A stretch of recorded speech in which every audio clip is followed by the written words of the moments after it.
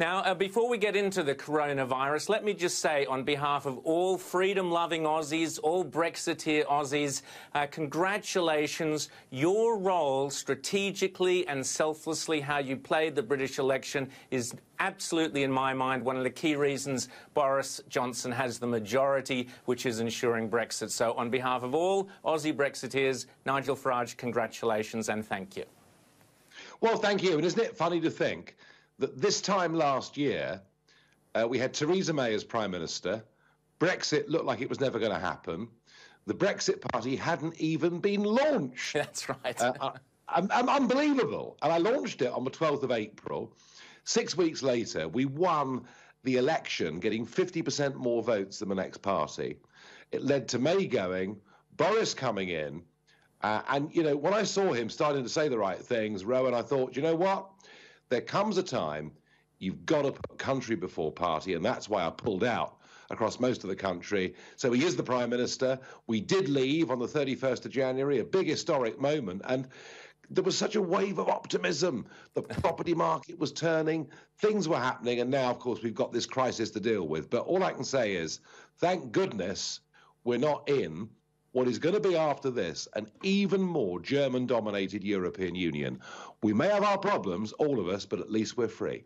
Well, I was going to say, Nigel, that a crisis like this, it takes one nanoparticle. You've spent much of your life, probably you wish you hadn't had to, but much of your life with the mandarins of Brussels, the bureaucrats, the fat cats. It's taken one nanoparticle, one virus, to really expose how hopelessly useless the EU is. You've got Italy and Spain in absolute dire circumstances, Germany sitting back seeming to be looking after themselves, the French lecturing everybody else. The EU surely has to realise it's over now.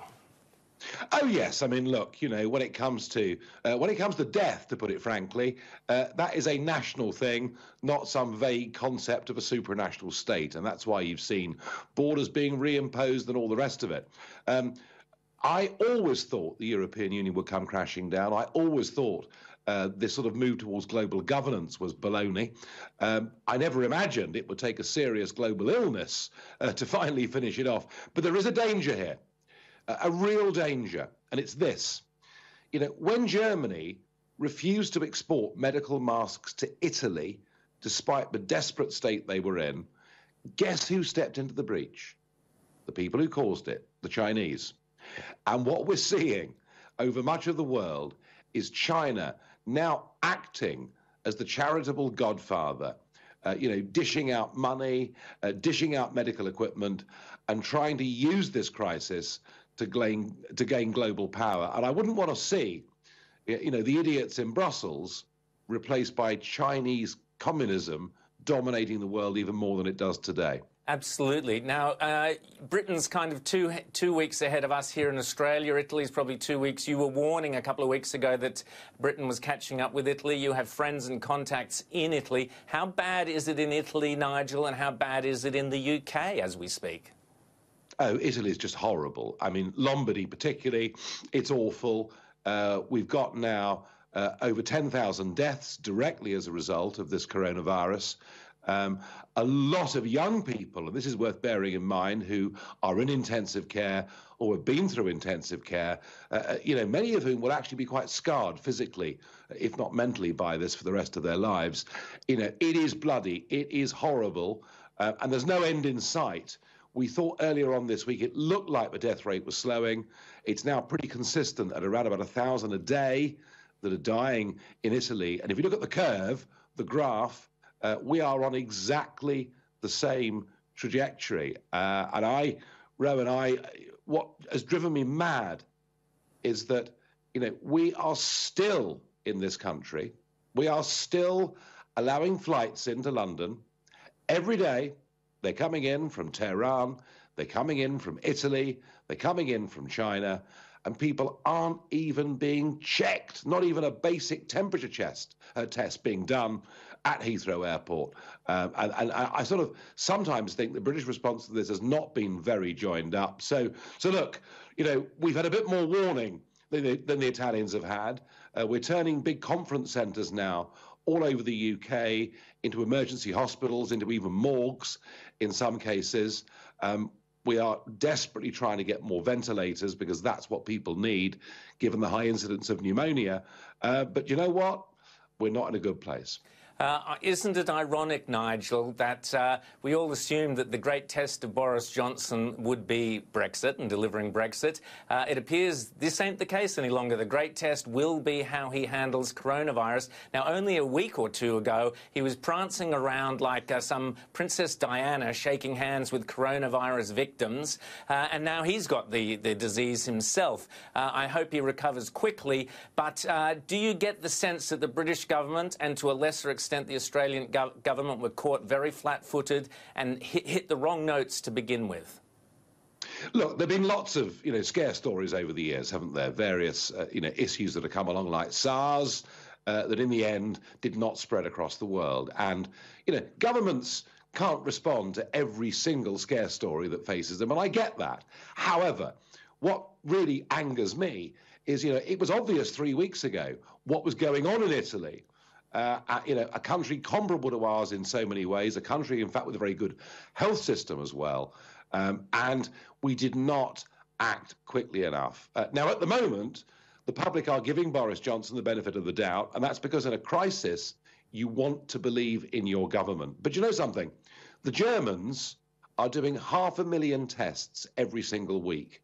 We've so far managed 120,000 tests in 6 weeks. So Germany, way out ahead of the rest of us. South Korea pursued a very aggressive policy of testing, of isolation, of tracing those who've been close. There are ways of stopping this. And the British government have kind of U-turned, because originally our policy was herd immunity. The idea was we'd allow 60% of the country just to catch this, become immune to it, and then we could all get on with the rest of our lives. The problem is that would have meant 500,000 deaths. And people like myself and well-known television personality Piers Morgan were screaming about this. And thank goodness we've now changed policy. And I would say this to everybody. Being locked down is not a whole bunch of fun. It's boring. It leads to family tensions on a scale that make Christmas look pretty easy for most people. And of course, economically, it's hugely damaging. But we are facing an enemy that is very new, a virus that we don't yet fully understand. And to go into battle against that enemy ill-prepared would be madness. And I would say this to everybody. Locking down does make sense. It buys us time. Yeah, I know it could be a year until a vaccine's developed, but if we can find a drug that is a short-term antidote that deals with the symptoms of this problem, and if that of itself across the world saves millions of lives, then I think that's the right thing to do. Absolutely. Scott Morrison is pursuing, it's a neat political line, but his agenda now is I'm saving lives and livelihoods. So we're trying to have our cake and eat it in Australia by saying, well, we're not going to go into lockdown. We were going to have football and not have football, the usual U-turns you saw in Britain. Can you have save lives and livelihoods at the same time, in your opinion, Nigel?